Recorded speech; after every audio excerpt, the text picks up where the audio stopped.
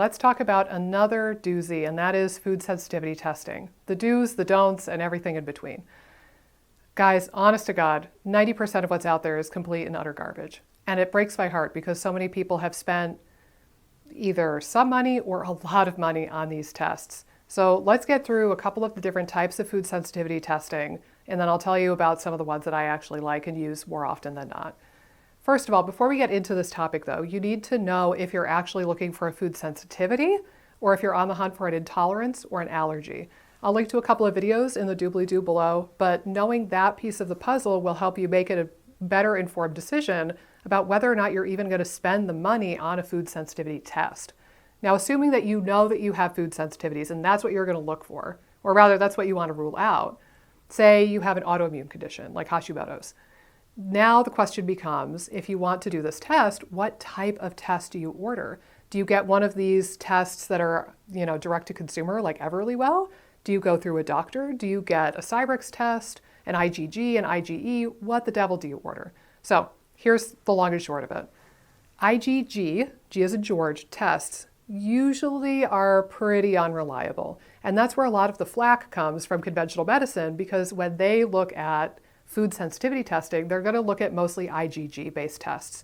I've seen these come out of the offices of naturopaths and IFM certified MDs and DOs more than anything, but occasionally a DC or somebody else will order these too. What this is looking for is the IgG antibody to a food, and I've seen it again and again in people who have dysbiosis, IBS or SIBO, or leaky gut syndrome. It will come back with a lot of false positives. So people will walk away from these tests with a list of 20 or 30 foods that they supposedly can never eat again.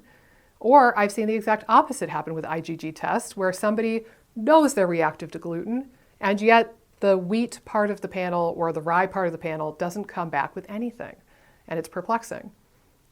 So if you've gotten an IgG test done, like the one from Genova or Doctor's Data or EverlyWell, I politely and with a full heart tell you to just crumple that up and throw it away, more than likely.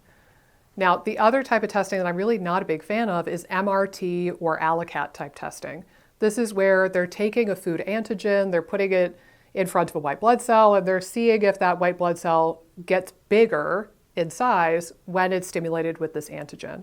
I actually did a whole article on this on my website, so I'll link to that in the doobly-doo, but suffice it to say, I don't think that's an accurate way to show how the human body actually reacts to a food.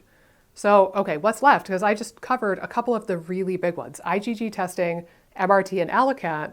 What is left? Well, there's a few that are actually pretty good, and I've used over the years to some degree.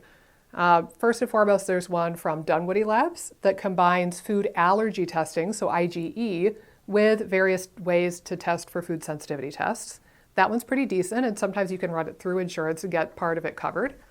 I also really like Cyrex. That's what I did years ago when I was on my healing journey and I was figuring out what foods my body was reactive to.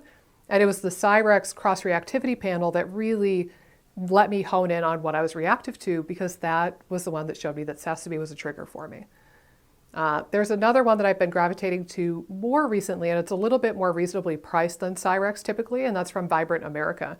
I will link to all of these in the doobly-doo below. They have several tests per company.